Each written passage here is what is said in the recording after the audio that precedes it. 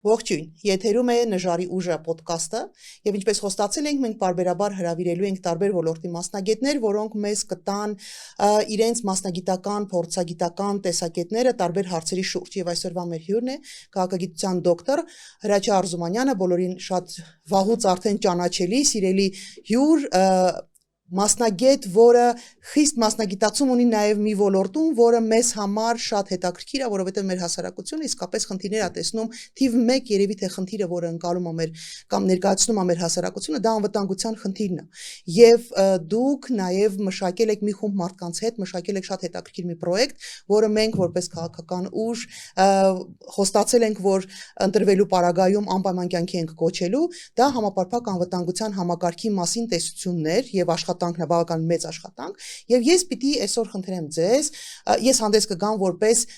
ուղղակի շարքային Հայաստանի Հանրապետության քաղաքացի, որը ունի հարցեր այս ոլորտում, որովհետեւ մեզ են շատ հաճախ այդ հարցերը տալի, բայց մենք ամեն անգամ ասում ենք, որ շատ ճիշտ կլինի, որ նեղ մասնագիտական մեծ փորձառություն ունեցող մարդիկ դա ձեզ ներկայացնեն, եւ այսօր ձեզ հարցեր կտամ որպես շարքային քաղաքացի, թեպետ ես իհարկե կարդացել եմ, ծանոթ եմ, գիտեմ, մենք խոսել ենք այս հարցերի շուրջ, բայց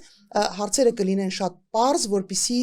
կարողանանք ծածկենք այդ հետաքրքրությունը մարդկանց։ Եվ այսպես ինչ ասել է համապարփակ անվտանգությունը, հա, համակարգի ստեղծումը, որովհետև կան տարբեր,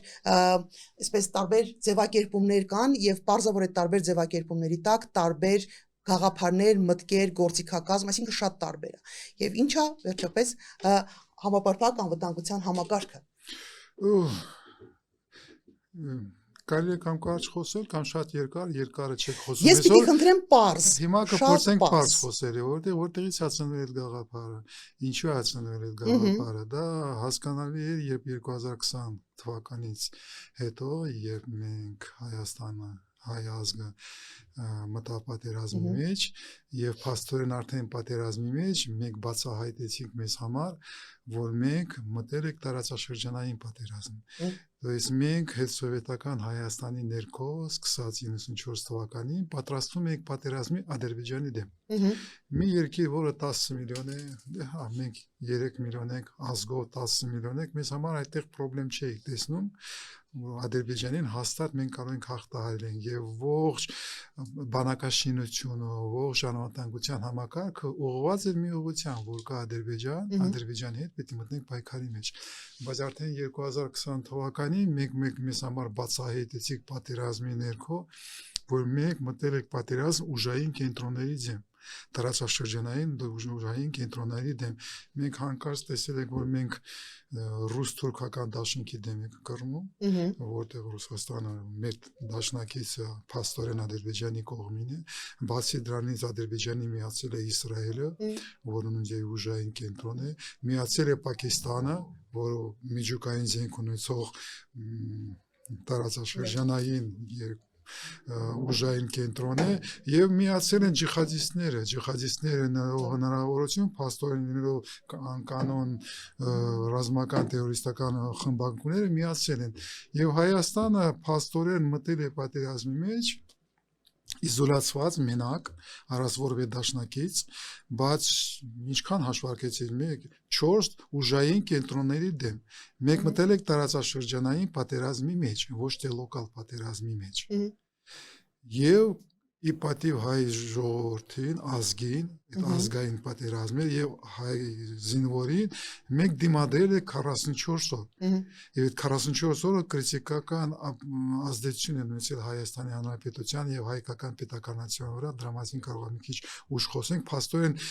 մեր հայ զինվորն է կանգնեցրել այն միջանցքի վերցնում վերահսկողության տակ, որի շուրջ մենք ամեն ինչ խոսում ենք։ Այդ օրերն է տեղի ունեցել եւ ի պատիվ հայ զինվորին եւ հայ ազգին։ Սա երևի թե ամենակարևոր հատկացներից մեկը, որը դրա մասին քիչ է խոսում, որովհետև շատ է խոսում, որ վատնեիկ եւ այլ, իրականում մենք փայլուն ենք մենք ցույց տվել որպես ազգ,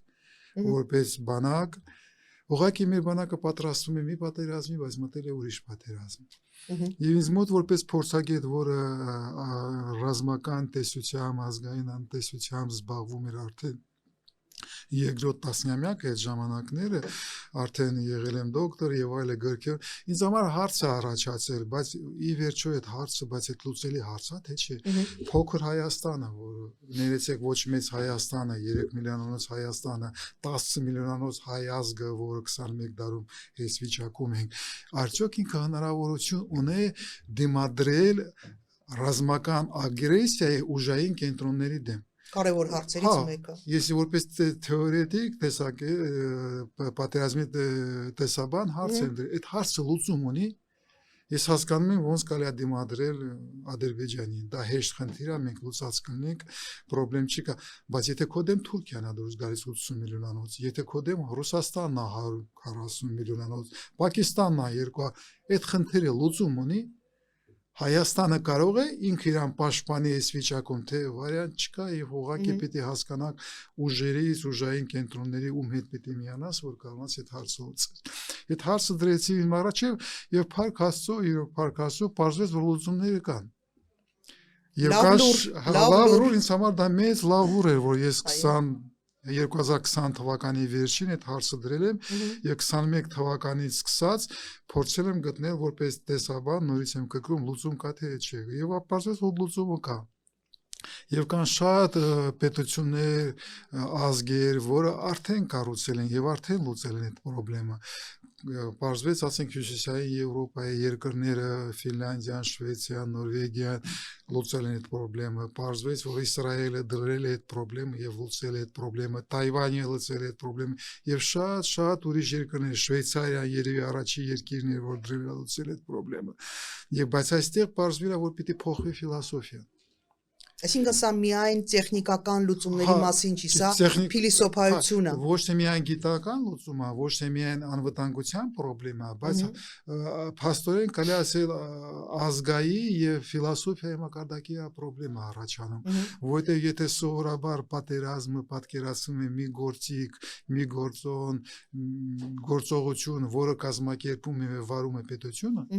եւ քո անվտանգությունը դա պետության խնդիրն է։ Դու որպես հասարակություն մուծում ես քո турքերը եւ այլ, բայց պետությունը վերցնում է իր վրա անվտանգությունը։ Պետությունն է ամեն ինչ անում։ Դու ուղղակի ենթարկում ես հրամանների, որը գալիս է պետությունից, ճակետներում հրամաններից։ Այս մոտեցումը լրիվ ուրիշ է։ Ինքը ասում է այդ խնդիրը կարող ես լուծել, եթե անվտանգության, երկրի պաշտպանության խնդիրներին մտնում են լուծելու ողջ ազգը։ Դες ողջ ազգը պիտի մասնակցի այդ աշխատանքի երկրի պաշտպանության։ Պայմանական, եթե ասենք պետությունը, ռազմական ուժերի պետությունը ընդհանրապես դա ազգի ամենից շատը 5%-ն է ներուժի, 95%-ը դա տնտեսությունն է եւ այլ, բայց դու պարտավոր ես քո ազգի 100% ներուժը մեկցնես այդ խնդրի մեջ եւ քո պաշտպանության համակարգի մեջ պիտի ամեն մեկը գտնի իր տեղը։ Այս իմաստով երևի թե մենք հետաքրքիր ենք ինչու, որովհետև նախ իսկապես յուրաքանչյուր մարդ անհատապես փորձում էր իր մասնակցությունը ունենալ տարբեր ձևերով։ Այդ թվում նաև դրսից մեր հայերը, դրսում բնակվող մեր հայերը վերադառնում էին կամավորներ որպես, բայց խոսքը գնում է կանոնակարգված հստակ սխեմաներով, որտեղ յուրաքանչյուրը գիտի իր տեղը, իր դերը եւ իր անելիքը։ Այո, որովհետև մենք որպես ազգ հասկացել ենք որտեղ ալուծումը Փիլիսոփայությունը ինչ որ իմաստով հասկացել ենք։ Մոտեցումը ես սկսել եմ կազմակերպվել, բայց նման համակարգ կառուցել պատերազմի ժամանակ անհնար է, չի ստացվելու եւ դա մեր ռազմավարական սխալն էր եւ մենք պիտի լուծենք այդ սխալը փորձելով կառուցել ուրիշ համակարգ, որտեղ ոնց ասել է հայտնի նացիստական բայց գեներալ, որ մարտավարական սխալները դու կարող ես ուղղել այս պատերազմի ժամանակ, բայց ռազմավարական սխալները դու կարող ես լուծել միայն հաջորդ պատերազմում։ Մենք ցույց տալով մտնելով պատերազմի մեջ ռազմավարական սխալներով չունենալով դաշնակիցներ, ունենալով դաշնակից, որը քեզ դավաճանել է, մտնել պատերազմ, որը ոչ թե լոկալ է, տարածաշրջանային, մենք ուրիշ արդյունքներ ստանալ անհնար է։ Մենք արդյունքներից լավագույնը կարողացել ենք ապահովել ենք Հայաստանի Հանրապետության տարածքը որոշված։ Բայց պարտությունից մենք պիտի քաղեք դասեր։ Եվ քաղել դասերը այն է, որ դու պիտի մոտեցումդ փոխես։ Պատերազմը ոչ թե միայն պետության գործն է, ողջ ազգի գործն է։ Եվ դու պիտի կառուցես համակարգ, որը այդ խնդիրը լուծում է։ Հիմա ի՞նչ է ներկայացնում Իրանից այդ համակարգը։ Հա, եւ այդ հարցը մենք առաջինը չենք սկսել այդ հարցը լուծելը, առաջինը իհարկե այդպես կառուցված, որ ռազմական տեսական միտքը զարգանում է մինչեւ այսօր չի, մենք այսօր չի, բայց ժամանակին այդ Գերմանիան էր այդ գաղափարները առաջ տանում, եւ գաղափարը, որ ողջ ազգը պիտի միանա, իհարկե ձևավորվել է, իհարկե իմ ասում Գերմանիայում 36 թվականին Լյուդենդորֆը այդ գաղափարը դրել է շագետներում թղթի վրա, ձևավորել բայց առաջի մեզ համար հետաքրքիր պետությունը, որ կառուցել է ման համակարգ, դա եղել է երևի Ֆինլանդիան։ Իր շնորհիվ Մաններգեյնին, որը վերցրել է Ֆինլանդիան, որը Ռուսաստանի կայսրության մեջ դու գիտես,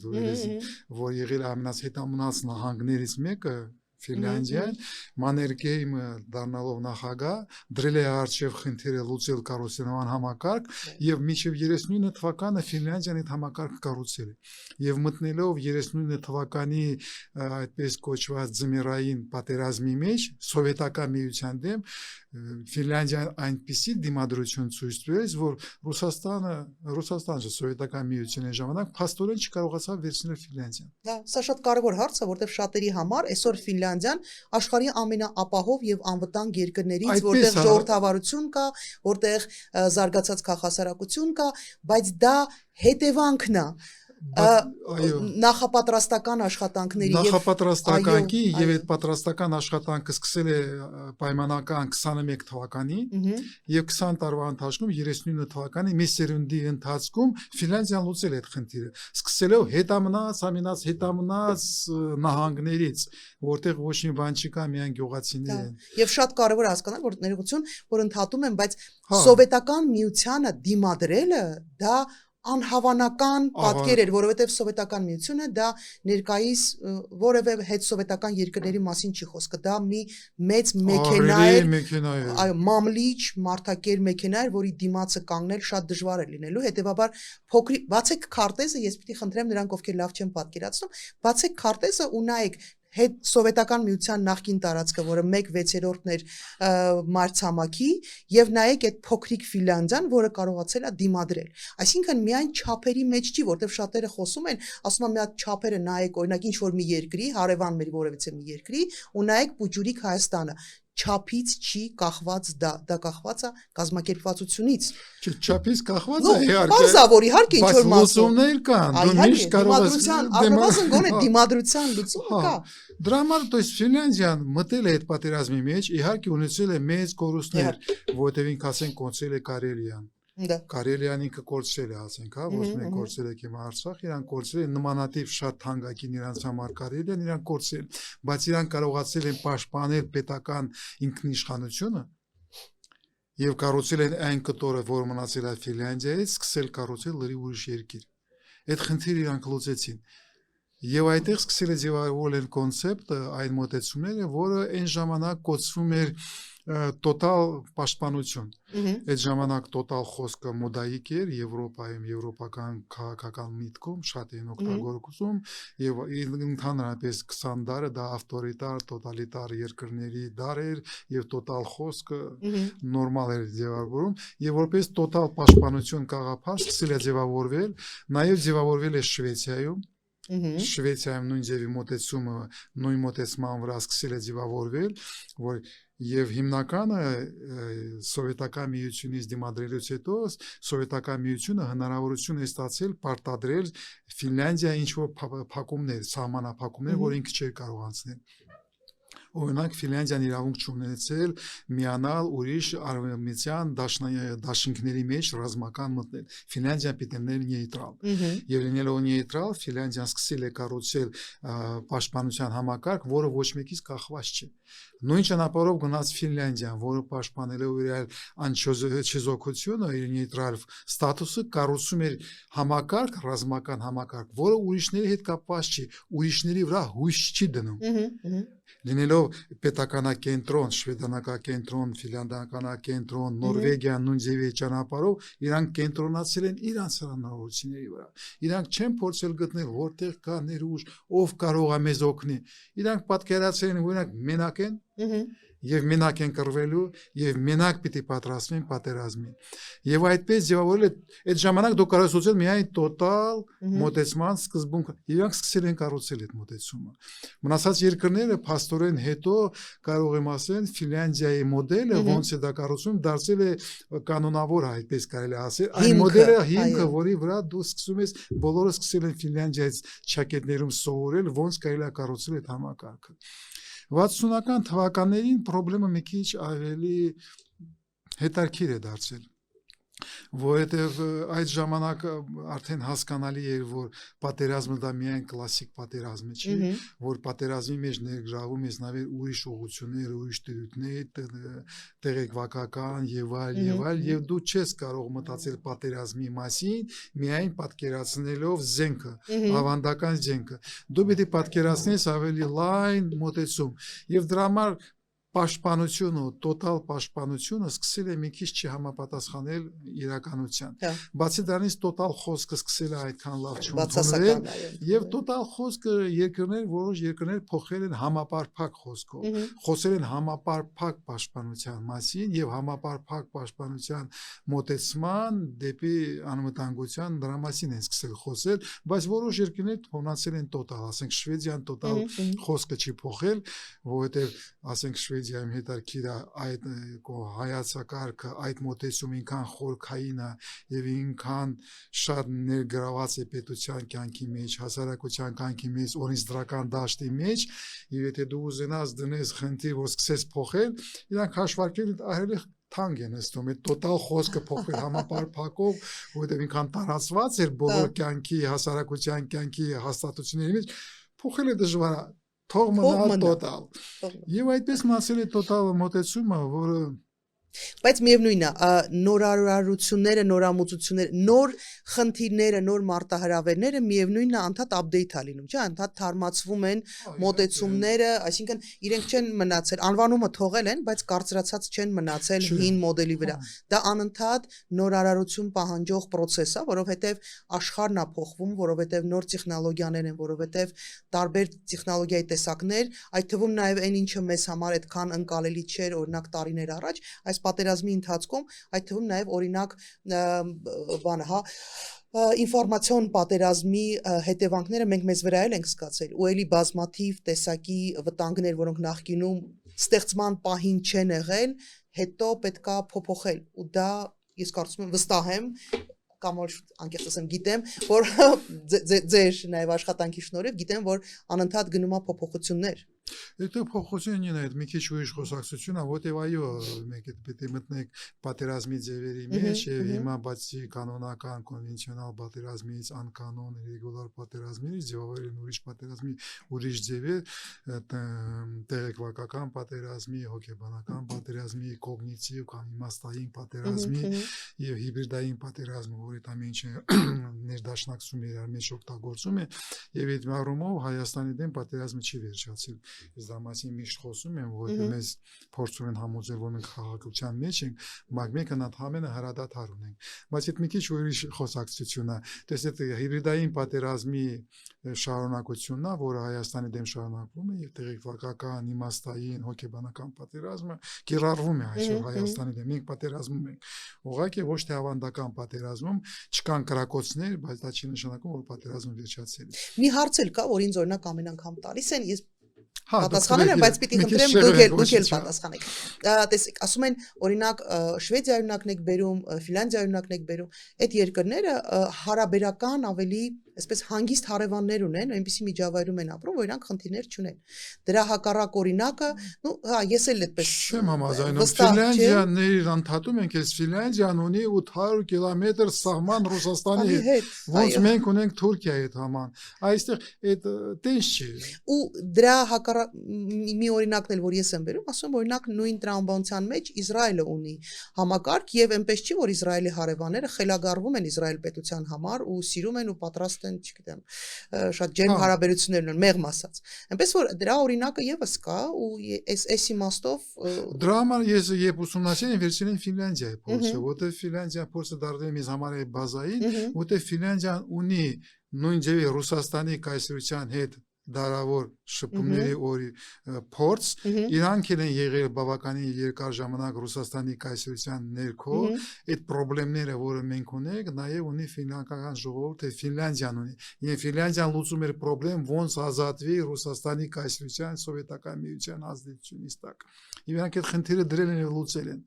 Այո, հաջողված փորձ։ Հաջողված լուծել, то есть այդ լուծումները կան։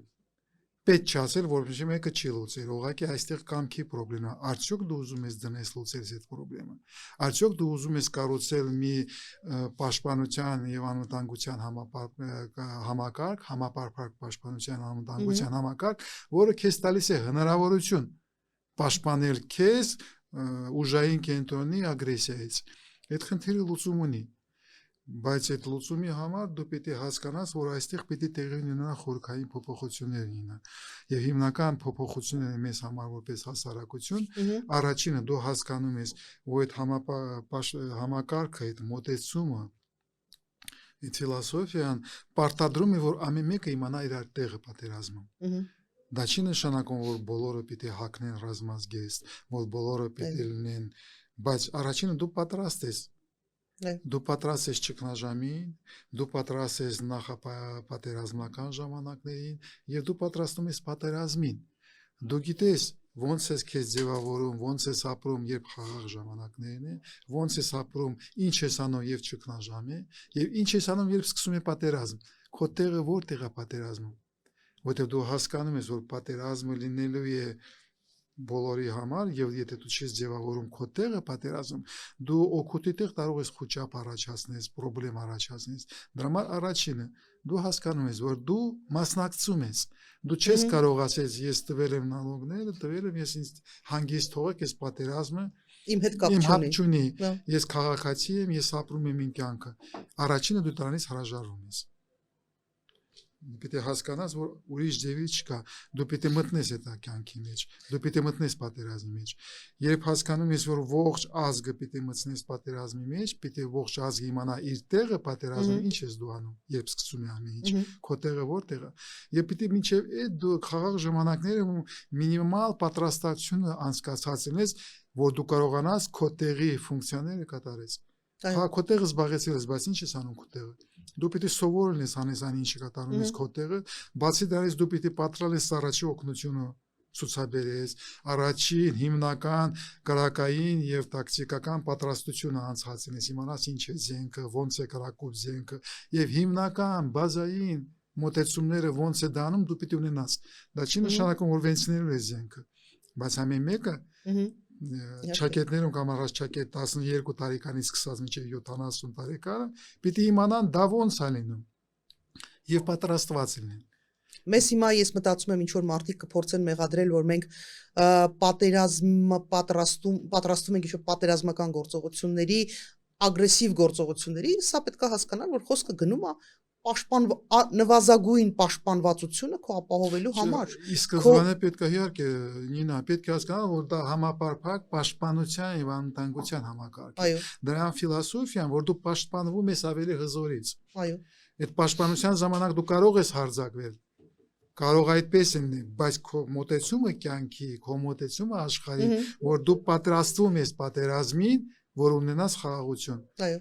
Եվ դա ուզում ես խաղաղություն պատրաստվի պատերազմին։ Եվ դա ոսկե կանոն է։ Դա անհիշելի ժամանակներից գրված ոսկե կանոն է։ Ուզում ես խաղաղություն պատրաստվիր պատերազմին։ Ուզում ես որ պաշտպանված լինի քո զինվորից միջև մանուկները, հաջորդ սերունդը, քո տարեցները, քո պետությունը, քո հայրենիքը պաշտպանված լինի, դու պիտի պատրաստ լինես ցանկացած պահի պատերազմի, սա ոսկե կանոն է, ես չգիտեմ այլ կերպ ոնց է կարելի բացատրել։ Դա հազարամյակներում ձևավորված է եւ այդ կարող են մեծերը, մեծ պետությունները ճոխություն ունենան դրա մասին չմտածել։ Իրանք մեծ են, իրանք հզոր են, իրանք ռեսուրսներ ունեն, բայց եթե դու ոչ մեծ պետություն ես, ոչ մեծ ազգ ես եւ դու կանգնած ես գոյաբանական, ռազմական սպառնալիքի արժեվ դու այդ ճոխությունը չունես չմտածես, որ դու եթե պատրաստ ես պատերազմին, դու կարող ես հասնել խաղաղության։ Այդ մոտեցումը որ դու կարող ես խաղաղություն հասնել ձեռքերդ բարձրացնելով եւ լինելով թույլ, նորից եմ կրկնում, հզոր երկրները Միացյալ Նահանգները կարող արան թույլ տա այդպես մտածի, Ռուսաստանը կարող էր այնտեղ, Չինաստանը կարող էր թույլ տա մտածի, որ հա 1 միլիարդ կա, կես մեկը ես դրանով չեմ զբաղվում։ Դու այդ ճոխությունը նորից եմ կրկնում չունես Նինա։ Դու միայն հնարավորությունը ապահովել խաղաղությունը, պաշտպանել խաղաղությունը, հասնել խաղաղության, լինել պատրաստ պատերազմի։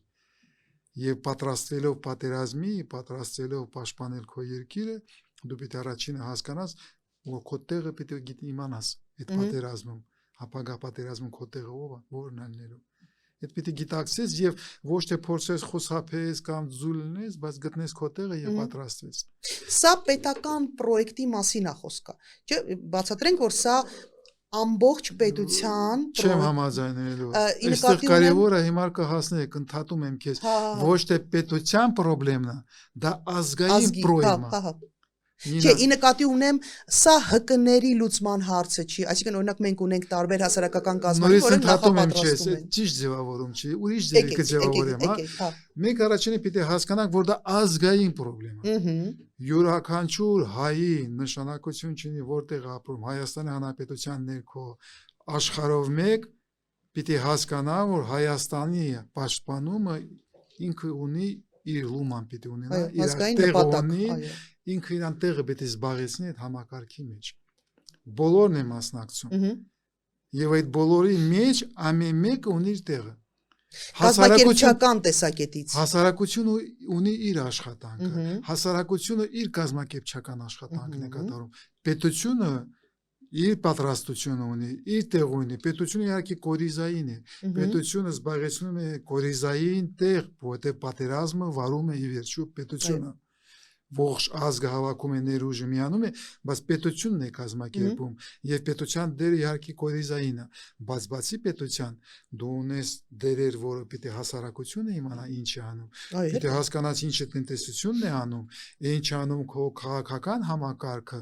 որպես քաղաքական հասարակության մաս, քաղաքական ոլորտը ինչ խնդիրներ է լուծում, տեղեկատվական ոլորտը ինչ խնդիրներ է լուծում եւ այլ եւ այլ եւ այլ։ Ամեն մեկը ունի իր խնդիրները, ամեն մեկը ունի իր կազմակերպչական, իր պատրաստականության, իր պատերազմի մեջ մտնելը, պատերազմի դուրս գալու տեղեր, ծրագրեր եւ մոտեցումներ։ Հա, բայց սա մշակվում է ընդհանուր առմամբ։ Բայց այդ ընդհանուր նախապես եւ բոլորի մասնակցությամբ, բոլորի ներգրավմամբ։ Այստեղից գալիս է հիմնական խնդրեմը։ Եթե ամբողջական մոտեցում է, չէ, ողջ ազգն է մասնակցում այդ աշխատանքը։ Այստեղից մի քանի հարցեր են կարևոր հարցեր են առաջանում։ Առաջին հարցը դու որպես ազգ ո՞նց ես սկսում դա կազմակերպել։ Այդ հեշտ է ասել նախադասություն ողջ ազգը մասնակցում է պատերազմում բոլորը ծափտվեցինք, հա, պետքա ծափահարել, բայց ո՞նց ես դա անում, ո՞նց ես կազմակերպում։ Եվ այստեղ շատ մեծ, ոչ թե մեծ, հա, խորքային խնդրեմ է առաջանում։ Այդ ո՞նց է կազմակերպված քո հասարակական կյանքը։ Եթե պիտի ողջ հասարակությունը, ողջ ազգի ներուժը հավաքես, արջ է առաջանում ողջ ազգի մեջ ոնց ես ձևավորում քո հարաբերությունները, որպես ազգ դու ոնց ես որպես հասարակություն դու ոնց ես կազմակերպում քո հարաբերությունները հասարակության հետ, ոնց է կազմակերպված քո հարաբերությունները իշխանության հետ, ոնց է կազմակերպված այդ ամեն ինչը, որովհետև կարելի է տարբեր ձևերով մոտենալ հասարակական պետական կյանքի կազմակերպչական կարելի է կազմակերպել ավտորիտար կամ կայսրական մոտեցումներով եւ ամեն ինչը կենտրոնացած է պետության մեջ եւ իշխանությունը վերևից վրահանգներով մենք այդպես ապրել ենք սովետական միությունում Ասիայում ընդունված մոտեցումը եւ ավտորիտար կազմակերպչական որտեղ հասարակությունը ուղղակի ենթարկվում է իշխանությանը, ենթարկվում է պետության եւ զբաղեցնում է տեղը, որը ցույց է տալիս պետությունը։ Այդպես կարելի է կազմակերպել։ կյանքը եւ այդպես է կարելի մտնել պատերազմի մեջ։ Բայց համապարփակ մոտեցումը եւ համապարփակ ասում է ուրիշ դեմ։ Այդ ժամանակ հասարակությունը օրինակ է ենթարկվում է, ինքը մասնակցում է պատերազմի, բայց ինքը իրան տեղը չի գտնում, իրան ցույց են տալիս իրան տեղը։ Եթե ուզում ես որ լինի բոլորը միասին լինեն եւ միասին, որպես մենք մտնեն պատերազմի մեջ, քո հարաբերությունները դինեն լրիվ ուրիշ։ Դու պետք է հասկանաս, որ դա քո պետությունն է, որ դա քո իշխանությունն է, եւ իշխանությունը հասկանում է, պետությունը հասկանում, որ դա իմ հասարակությունն է։ Եվ այդ ժամանակ դու պիտի քո հարաբերությունները պետության, հասարակության եւ իշխանության մեջ պիտի դառնան հավասարակշիռ եւ ճակետներում ասած հորիզոնտալ, ոչ թե պետությունը վերևից հրամայում է դու նայում ես եւ ենթարկում ես, չէ։ Դու ճակետներում կամ առաջ ճակետներ կնքում ես պայմանագիր, հասարակական պայմանագիր, որը հնարավորություն է տալիս քեզ եւ պետության մեջ իրար մեջ պայմանավորվում ենք։ Պետությունը, հասարակությունը եւ իշխանությունը պայմանավորվում են, ոնց են իրանք մտնում պատերազմի մեջ։ Հարաբերությունները դարձնում են հորիզոնտալ, Նինա։ То есть դու պիտի կառուցես իսկական իրոք պիտի կառուցես հասարակություն, քաղաքացիական հասարակություն, եւ պիտի պինաս իշխանություն, որը ժողովրդավարական իշխանություն է, որը հասկանում է, եւ ունես պետություն, որը ժողովրդավարական սկզբունքների վրա կառուցված պետություն է։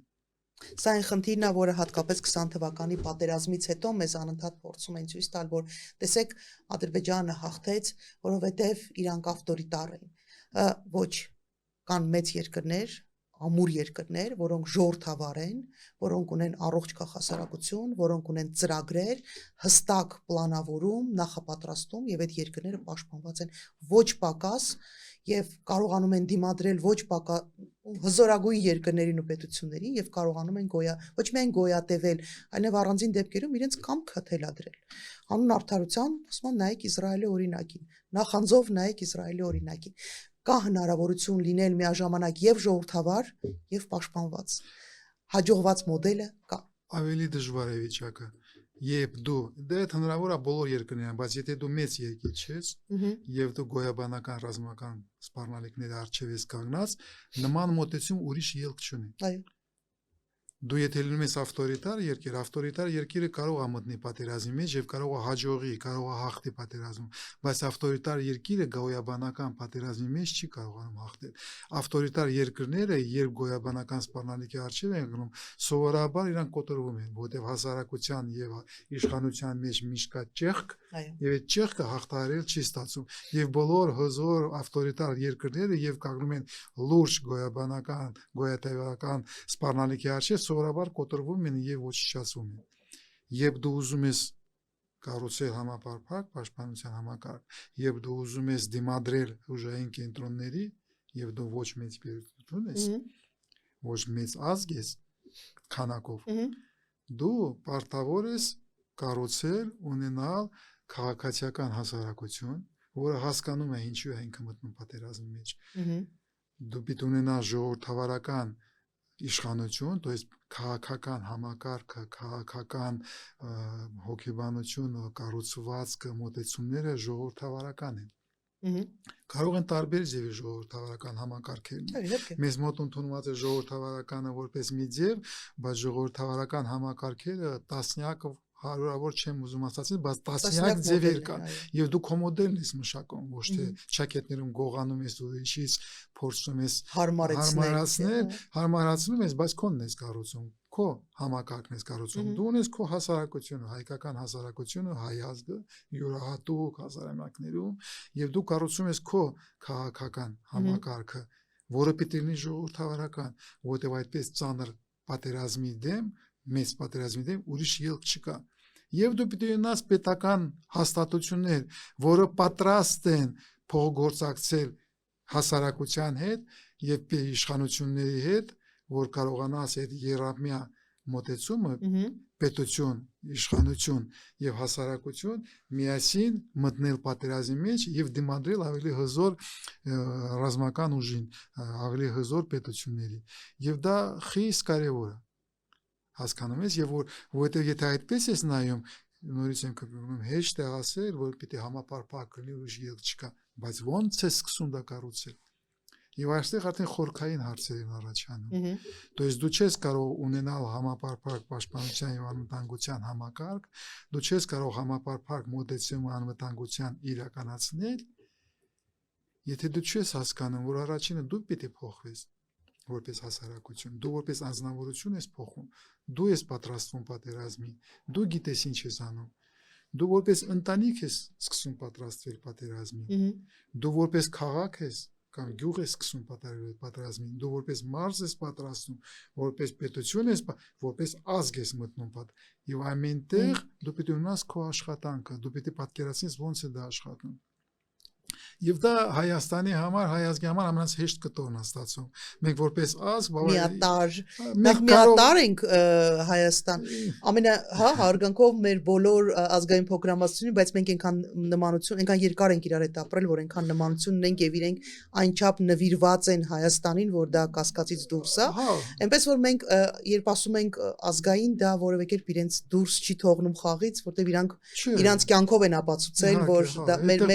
անբաժանելի մասնիկն է, բայց իսկապես մենք ունենք բացառիկ առավելություն, որովհետև մենք միատար համարյա էթնիկ իմաստով միավոր ենք, հասարակություն ենք, մենք չունենք շատ մեծ տարաձայնություններ կրոնական օրինակ հարցերում, մենք չունենք շատ մեծ տարաձայնություններ, ունենք տարբեր ուղղվածություններ, բայց լայն իմաստով շատ մեծ ինչ-որ ինչ տարաձայնություններ չունենք, չկան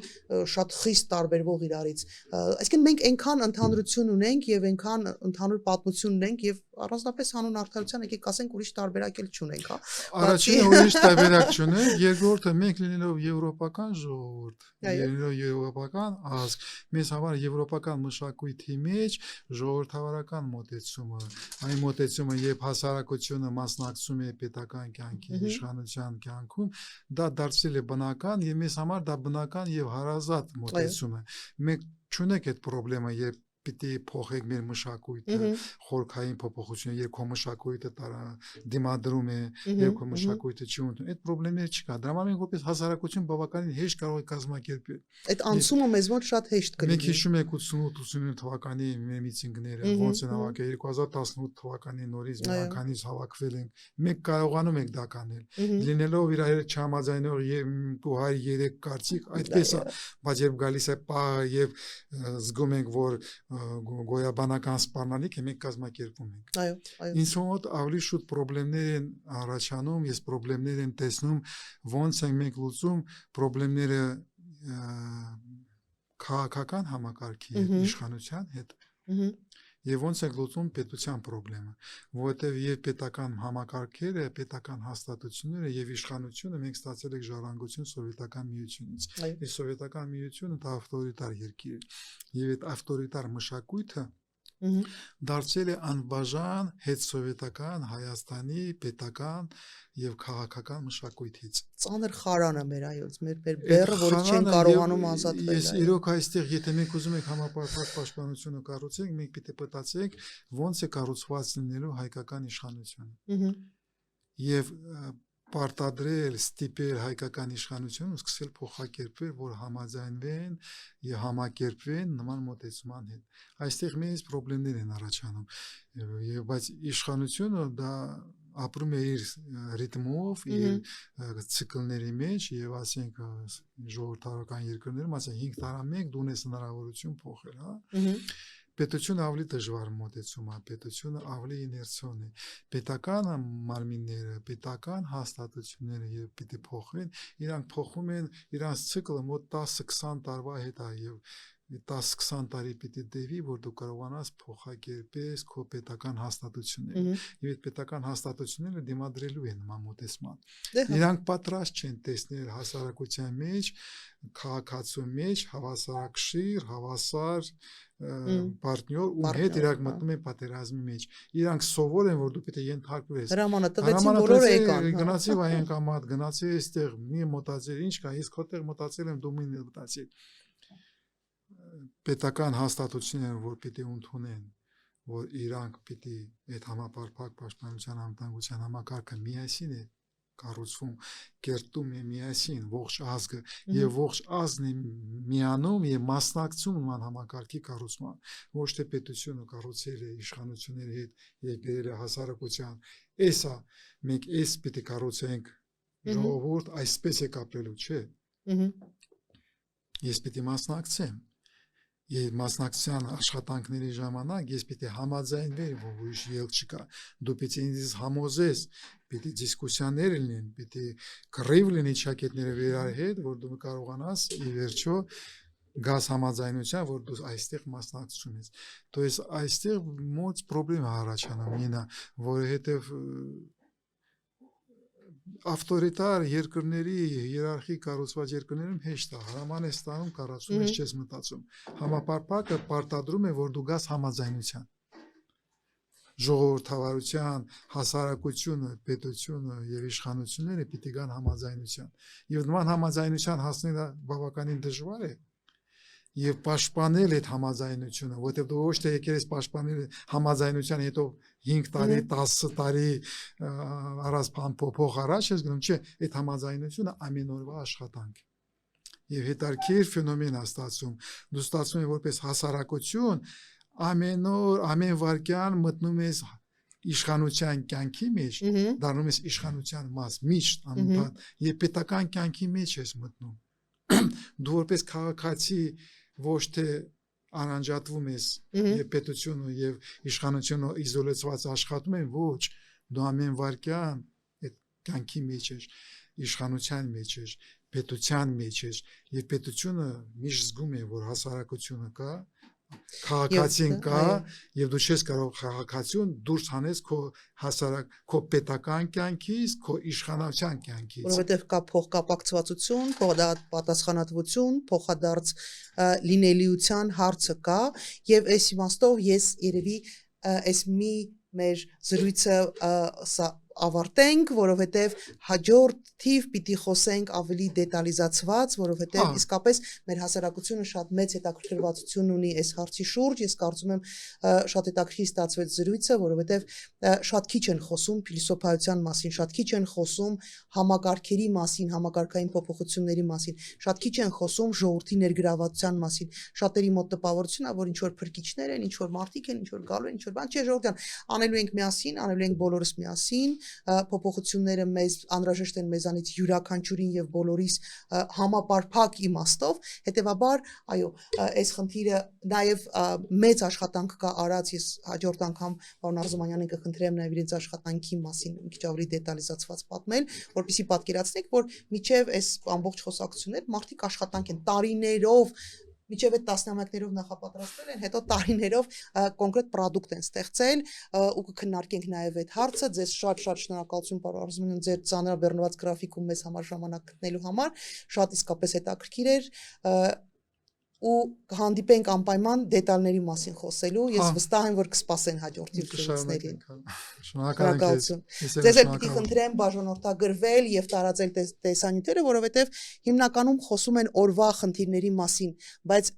լուրջ խորքային, հիմքային փոփոխությունների մասին շատ քչերն են խոսում, սա այդ բացառիկ հնարավորություններից է։ Շնորհակալություն։